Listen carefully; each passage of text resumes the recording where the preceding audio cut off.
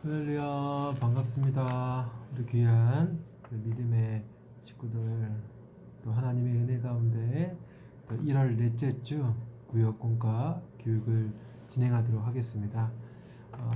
우리 이제 구역공과 이 영상을 우리 구역장님들이 우선적으로 보게 되는데, 이제 구역원들도 또 특별한 상황이 구역장이 인도할 수가 없는 경우에 구역원들이 보게 되는 경우도 있는데요. 우리 구역원들이 이 내용을 보실 때는 딱 교육 과정까지 보시면 될 것 같고, 교육 과정이 끝난 다음에는 뒤에는 제가 구역장님들에게만 따로 전하는 이렇게 교육의 내용이 있으니까 우리 구역원 식구들은 딱 제가 진행하는 교육 내용까지만 들으시면 될 것 같습니다. 자, 우리 마음 열기와 찬송입니다. 우리 늘 함께 했던 것처럼 지난 한 주 동안 받은 은혜들을 또 어떠한 삶을 지냈고 어떠한 은혜 가운데 보내게 되었는지를 우리 구역 식구들과 함께 은혜롭게 나누는 시간이 되시길 바라고, 또 찬양을 또 힘차게 하나님께 영광 돌리시기를 부탁드립니다. 그럼 우리 말씀 들어가기 제가 한번 읽어보겠습니다. 기차에게 자유는 철로를 달리는 것입니다. 자동차에게 자유는 고속도로를 달리는 것입니다. 기차가 철로를 벗어나고 자동차가 도로를 이탈하는 것은 자유가 아니라 불행입니다. 인간의 자유는 하나님의 통치 질서 아래에 있는 것입니다. 영국 사회 구석구석에 하나님의 통치를 전파한 인물로 존 웨슬리와 함께 사역한 조지 휘트필드를 꼽을 수 있습니다. 그는 회심한 이후 영국 전역을 순회하며 복음을 전했습니다. 그는 한 주에 평균 15회, 34년 목회 생활 동안 모두 1만 8천 번의 설교를 했습니다. 또 어느 때는 12만 명의 청중들이 모일 때도 마이크 없이 복음을 전했습니다. 우리도 하나님의 말씀에 순종할 때 참 자유를 누리게 됩니다. 여러분, 오늘은 순종을 통한 자유라는 제목으로 함께 은혜를 나눠볼 텐데요. 지금 기차와 자동차의 예를 들었지만 자유는 통제가 되는 자유예요. 내가 마음껏 자유를 누리는데 다른 사람에게 피해가 된다면 그건 자유가 아니죠. 그러니까 분명한 건 자유는 범위가 있다라는 거예요. 인간의 자유는 그 범위가 명확하게 있다라는 것이죠. 지금 말씀 들어가게 되어 있지만 하나님의 통치 질서 아래에서만이 진정한 자유를 누리게 된다라는 것입니다. 그럼 인간은 항상 자유를 갈구해요. 인간은. 근데 죄로 타락한 인간이 추구하는 자유는 그 끝이 항상 파괴적으로 나타난다는 것입니다. 그러니까 하나님을 떠난 자유 추구는 방종이 된다는 거죠. 방종. 그래서 다른 사람에게 피해를 주고 어려움을 주게 된다는 것입니다. 그래서 진정한 자유는 어디서부터 시작이 됩니까? 어떻게 진행이 됩니까? 바로 우리를 창조하신 하나님 안에서 그분의 통치 질서 아래에 있을 때 인간은 인간 본연의 가장 행복한 자유를 누릴 수 있다라는 사실을 우리가 기억하면서 오늘 순종을 통한 자유에 대해서 함께 살펴보도록 할게요. 말씀 속으로입니다. 말씀 속으로 우리 창세기 2장 8절부터 17절까지 읽을 텐데요. 저와 같이 한 목소리로 하나님의 말씀 읽도록 하겠습니다. 여호와 하나님이 동방의 에덴의 동산을 창설하시고 그 지으신 사람을 거기 두시니라. 여호와 하나님이 그 땅에서 보기에 아름답고 먹기에 좋은 나무가 나게 하시니 동산 가운데에는 생명나무와 선악을 알게 하는 나무도 있더라. 강이 에덴에서 흘러나와 동산을 적시고 거기서부터 갈라져 네 근원이 되었으니 첫째 이름은 비손이라. 금이 있는 하윌라 온 땅을 둘렀으며 그 땅의 금은 순금이요 그곳에는 베들리엄과 호마노도 있으며 둘째 강의 이름은 기온이라. 구스 온 땅을 둘렀고 셋째 강의 이름은 히데겔이라 아수르 동쪽에 흘렀으며 넷째 강은 유브라데더라.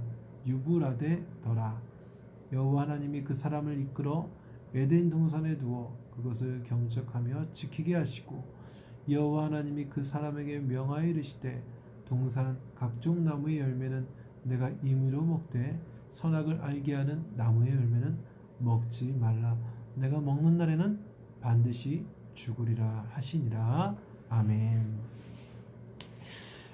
우리 하나님께서는 이 땅을 6일 동안 창조하시고 또 7일째 안식하면서 창조의 완성을 선포하셨습니다. 그리고 이제 이 창조에 대한 이제 온 세상의 창조는 이제 마감이 되고 이제 인간의 삶에 이제 집중이 되기 시작합니다. 인간의 삶으로 집중이 되면서 하나님께서는 이제 인간이 거주하게 될 에덴 동산, 에덴 동산을 하나님께서 만드셨다는 것이죠. 만드시고 아담과 하와가 거기에 거하게 하셨다는 것이죠. 아담이 거기서 거할 수 있도록 지내게 해주셨습니다. 이 에덴은 기쁨이라는 뜻을 갖고 있는 것처럼 하나님과 교제함으로 완전한 행복, 완전한 기쁨을 누리며 살 수 있었습니다. 하나님께서는 그곳에서 동산 가운데 있는 그 동산 중앙에 선과 악을 알게 하는 나무를 두시고 먹지 말라라는 명령을 통하여서 하나님의 통치 질서를 에덴 동산에 세웠던 것입니다. 이런 내용을 이제 창세기 2장 8절부터 17절에서 하고 있는데, 여러분 이 에덴 동산은 인간이 만드는 공간도 아니고 상상 속 혹은 전설 속에 존재하는 공간이 아니라 실제적이고 역사적인 장소다라는 것이죠. 하나님이 만드신 장소. 그러나 죄로 인하여 우리 인간이 그것을 쫓겨났기 때문에 더 이상 갈 수 없는 것입니다. 우리가 이제 에덴보다 더 좋은 게 우리에게 기다리고 있죠. 주님이 다시 오실 때, 주님이 재림하는 그때 새하늘과 새 땅을 누리게 되는 거죠. 에덴 동산보다 훨씬 좋은 그날을 꿈꾸면서 우리가 신앙생활을 하는 것입니다. 자, 오늘 이 창세기 2장 8절부터 17절을 통해서 그러면 오늘 에덴 동산 안에서 일어난 사건 통해서 우리에게 주시는 말씀의 교훈을 한번 차례대로 살펴보도록 하겠습니다.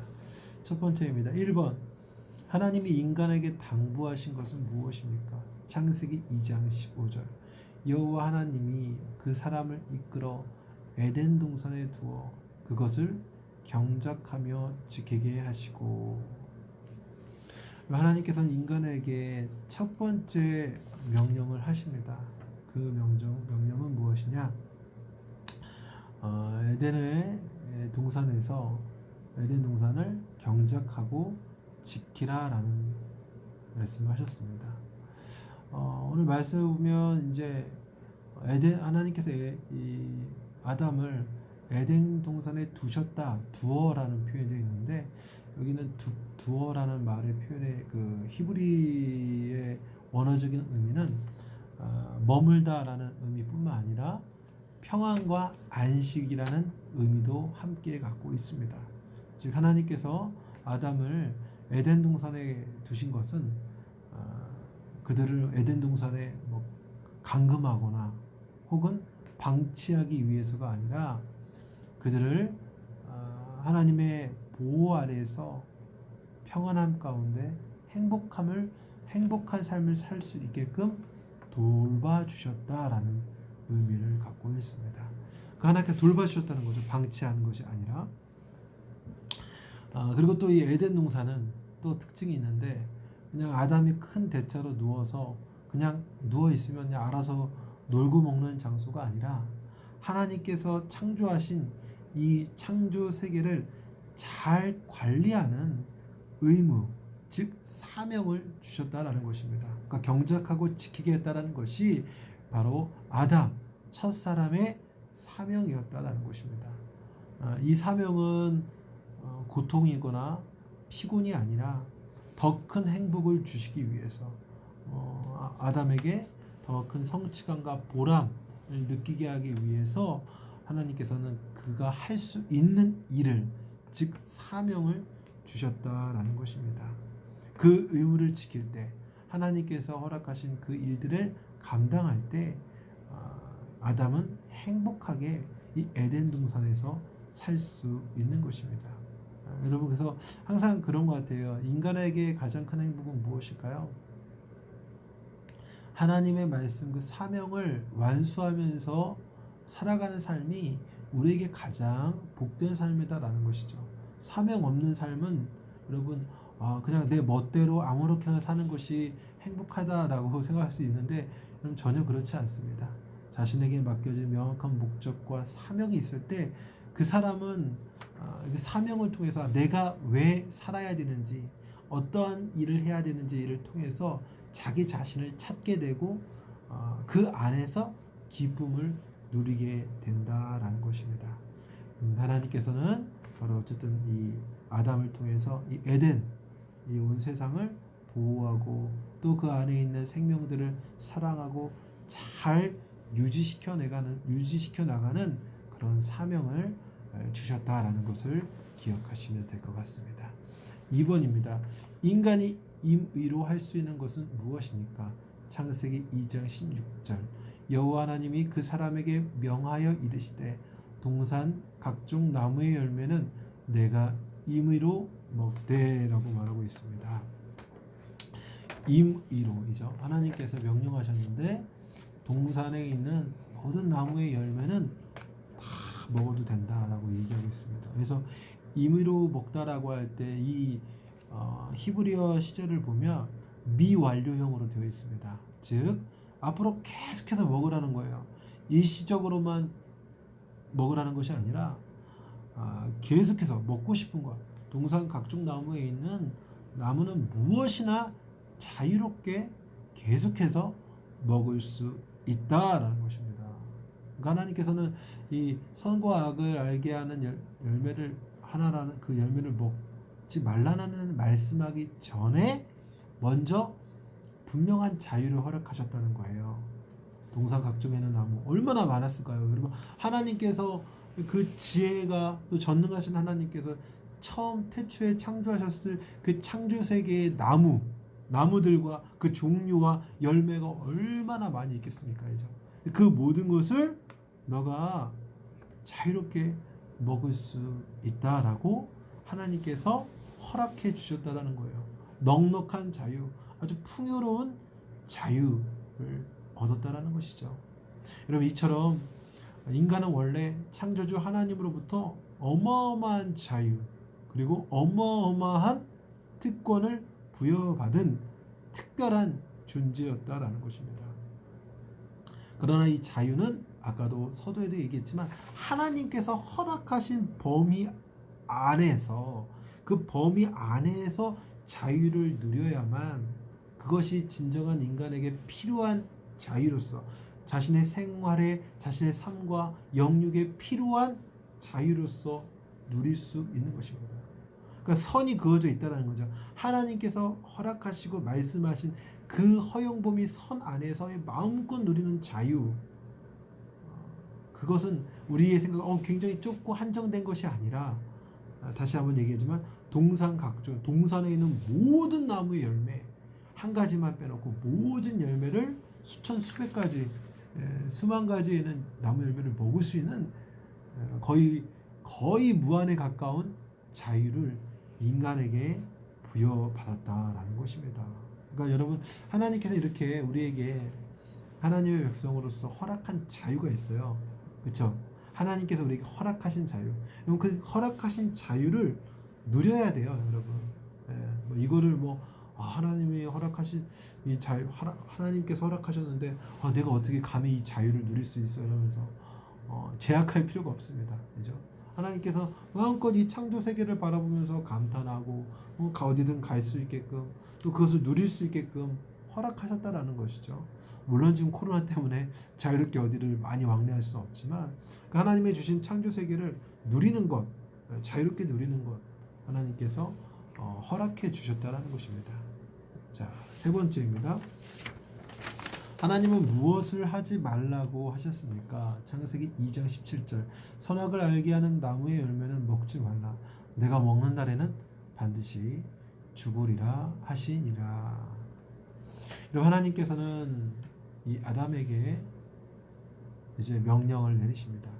그럼 이것은 이제 신학적 용어로 행위 언약, 첫 번째 행위 언약이라고 합니다. 바로 하나님과 아담, 인간 사이에 맺은 첫 번째 언약이 바로 선과 악을 알게 하는 나무의 열매를 먹지 말라라는 행위 언약을 하나님과 인간은 맺었다라는 것입니다. 특별히 먹지 말라라고 이야기하는 이 단어를, 히브리어를 원어를 살펴보면 먹지 말라의 말에 그 히브리어 로라는 단어가 들어있어요. 히브리어에 로가 들어갔다는 것은 무엇이냐면 부정불변사입니다. 부정불변사. 강한 금지예요. 절대 어떤 조그만한 여지도 주지 않을 만큼의 절대를 이야기합니다. 그러니까 절대 먹지 말아야 된다는 거죠. 절대. 그러니까 좀 이것 좀 먹으면 어떨까? 좀 상상은 해도 되지 않을까? 생각해봐도 되지 않을까? 아니에요. 이러한 생각조차도 금지하면서 절대적 순종을 요구하고 있는 것이 바로 하나님의 지금 명령이었다는 거예요. 선악을 알게 하는 열매를 먹지 말라. 절대로. 절대로 하는 것입니다. 또 먹는 날이라고 되어 있는데 먹는 날에는 즉시로 죽게 된다. 이제 4번에서 더 살펴보긴 하겠지만 하나님의 명령에 불순종할 때 즉시 형벌이 임할 것이다라는 하나님의 심판이 선언되었다라는 것입니다. 여러분, 하나님께서 이러한 금지 명령을 주신 것은 철저하게 인간의 유익을 위해 주신 거예요. 하나님 편에서 하나님 좋으라고 이 금지 명령을 주신 것이 아니라 인간을 위해서, 인간의 진정한 유익과 행복을 위해서 금지의 명령을 주셨다라는 것입니다. 아까도 얘기했지만 아니 왜 하나님께서는 왜 이런 금지 명령을 주셨습니까? 라고 생각할 수 있겠지만 그게 아니라 하나님께서는 수만 가지의 금지 명령을 내리신 게 아니라 단 한 가지였어요. 단 한 가지. 에덴 동산에서 모든 것을 다 할 수 있는데 단 한 가지만, 바로 무엇이었습니까? 선을 악을 알게 하는 나무 열매에 대해서 먹지 말라라고 금했다라는 것입니다. 그러니까 여러분, 우리가 그 잘못된 생각으로 아니 왜 하필 그것을 금지하느냐라는 질문을 하기 전에 따지려 들지 말고 뭐부터 얘기해야 될까요? 하나님께서 말씀하셨구나. 그러면 그대로 따라야지. 이게 창조된 피조물의 모습이라는 거죠. 진정으로 누려야 될 자세가 무엇입니까? 하나님의 말씀 앞에 그대로 따라 순종하는 것, 그것이 가장 축복이다라는 것입니다. 그러니까 여러분, 우리에게 진짜 필요한 것은 뭐예요? 하나님의 말씀에 대한 신뢰예요. 절대적인 신뢰. 하나님의 말씀이라면 그 어떤 것도 옳습니다. 옳습니다. 그렇습니다. 하고 아멘하며 고백하는 신앙이 어쩌면 우리에게 가장 시급한 신앙적 태도가 아닐까 생각이 됩니다. 자, 4번입니다. 순종하지 못할 때 인간은 어떻게 됩니까? 창세기 2장 17절 선악을 알게 하는 나무 열매는 먹지 말라. 내가 먹는 날에는 반드시 죽으리라 하시니라. 여러분, 하나님께서는 인간을 창조하실 때 로봇으로 창조하지 않았습니다. 로봇이나 컴퓨터처럼 어떤 명령어를 주면 그 명령에 따라만 그대로 명령에 입력한 대로만 그대로 움직이는 로봇처럼 창조하지 않으셨고, 인격체로 창조하셨으며 자유롭게 선택할 수 있는 존재로, 인격체로 무엇이든지 선택할 수 있는 존재로 창조하셨다라는 거예요. 우리는 로봇도 아니고 인형도 아니다라는 것입니다. 아담은 분명히 에덴 동산에서 인간이 누릴 수 있는 가장 완벽한 자유를 갖고 있었습니다. 그 자유를 누리는 아담에게 단 한 가지 알고 지켜야 할 것은 바로 선악을 알게 하는 나무 열매를 먹지 않은 것이었습니다. 그런데 그것을 먹으면 어떻게 되느냐? 반드시 죽는다라는 하나님의 명령이었습니다. 반드시, 여러분, 반드시라는 이 말에 어떤 의미가 있을까요? 하나님의 의지와 뜻이 들어 있습니다. 그러니까 절대로 변개치 못한다는 거예요. 그러니까 하나님께서 그래, 너희가 그런 실수할 수 있지, 바꿔줄게, 이게 아니라 반드시에 반드시 절대 죽는다라는 거예요. 돌이킬 수가 없다라는 것입니다. 여러분, 우리 이런 생각을 해요. 왜 하나님께서는 왜 동산 중앙에 두셨을까? 왜 동산 중앙에 선악을 알게 하는 나무 열매를 두셨을까? 차라리 동산 구석이나 거의 보이지 않는 곳에 두셨으면 인간이 죄를 짓지 않았을까라는 질문을 합니다. 여러분, 하나님께서 선과 악을 알게 하는 그 나무 열매를 중앙에 두신 이유는 이런 의미를 갖고 있습니다.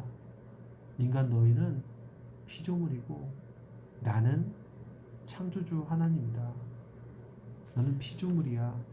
내 안에서 함께할 때 내가 누리는 그 범위 안에서 너가 행복함을 누려야 할 수 있는 것이야.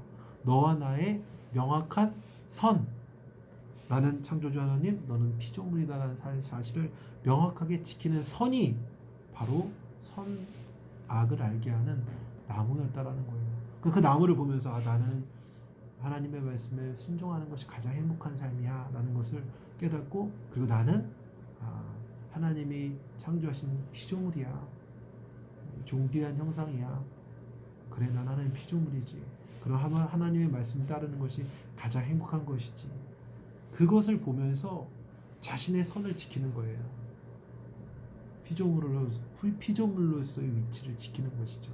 그리고 그것을 보면서 하나님은 하나님 되심을 보게 되는 거죠. 그래서 여러분, 선과 악을 판단하는 주체가 누구예요? 하나님이셔야 되잖아요. 그러니까 하나님의 영역이라는 거예요. 하나님의 영역을 침범하지 말라고 동산 중앙에 선악을 알게 하는 나무 열매를, 또 나무를 올려놓으신 것이죠. 이것을 깨닫고 순종하는 것이 가장 큰 복이었다라는 것입니다.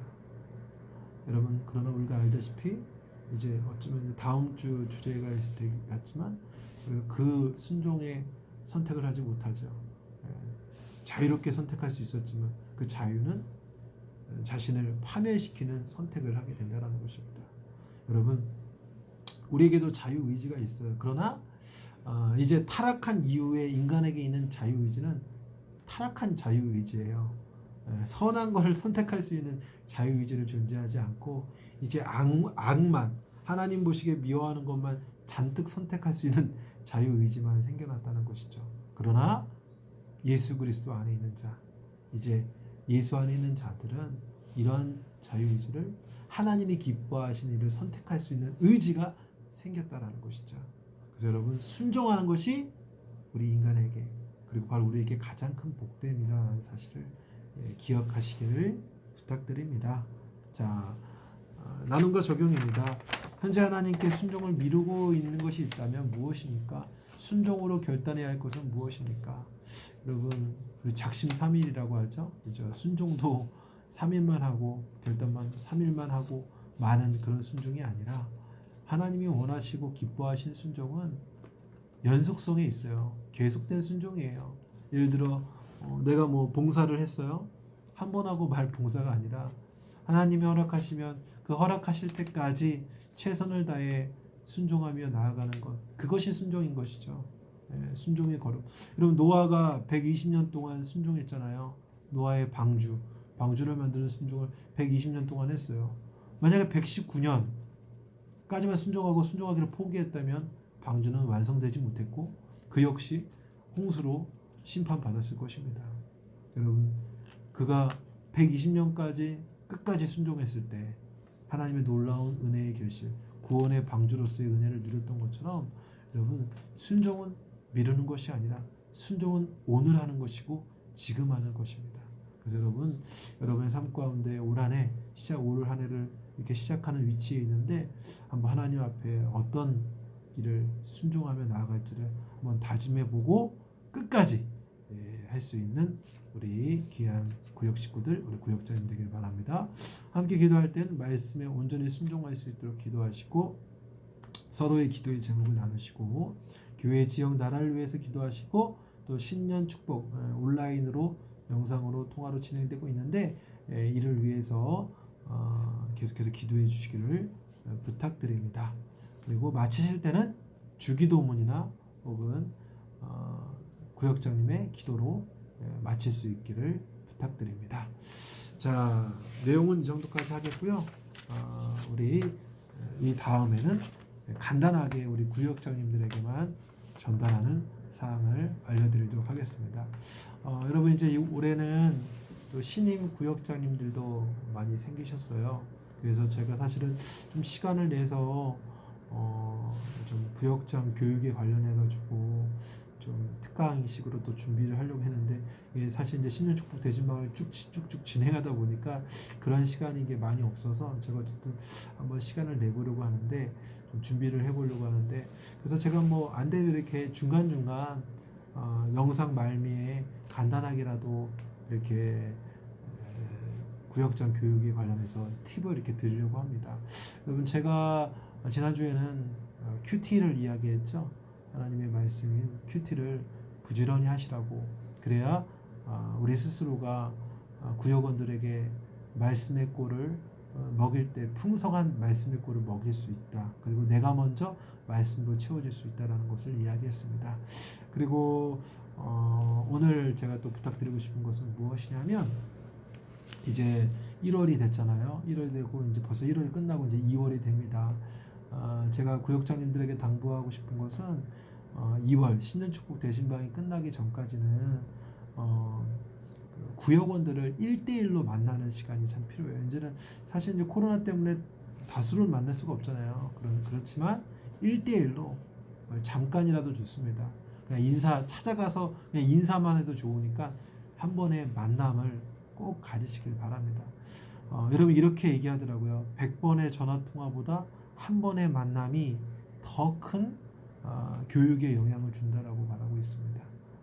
여러분 우리 구역장님들이 한번 한 달 동안 이제 12월 달까지 한 달 동안 해서 구역원들을 이렇게 1대1로 잠시라도 만날 수 있는 그런 시간을 가져서 같이 좀 대화를 나누고 또 함께 뭐 기도의 제목도 또 1대1로 묻고 나눌 수도 있고 또 뭐 구역장님이 작게라도 뭐 선물이라도 이렇게 전달하면 좋겠고 여성분이라면 뭐 반찬이라도 아니면 남성 구역장님이시라고 하면 좋은 책 선물이라도 이렇게 할 수 있으면 좋을 것 같아요. 그러니까 지금 현재로서는 같이 뭐 차를 마시거나 이럴 수가 없으니까. 근데 1대1로 만나면 가정에서 만나면 뭐 차 정도는 마실 수 있겠죠. 그러니까 제가 말씀드리고 싶은 건 무엇이냐?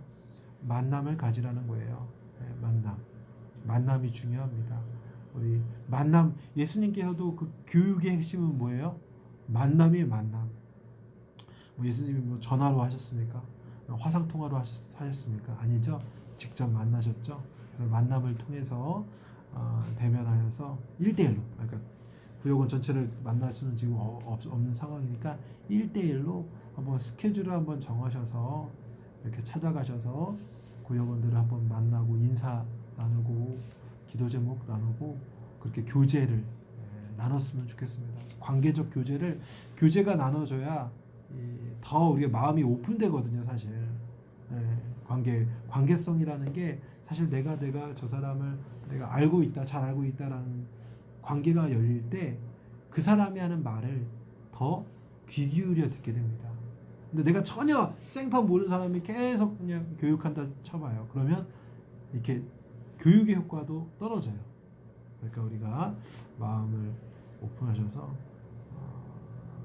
구역장이 먼저 구역원들을 찾아다닐 수 있는 시간을 내셔서 이렇게 한번 찾아가고 만남의 시간을 가지시기를 부탁드리겠습니다. 혹 이제 구역 식구들이 많은 구역이 있다면 뭐 3월까지 하셔도 되니까 꼭 제가 정해진, 근데 이왕이면 빠르면 빠를수록 좋은 거거든요.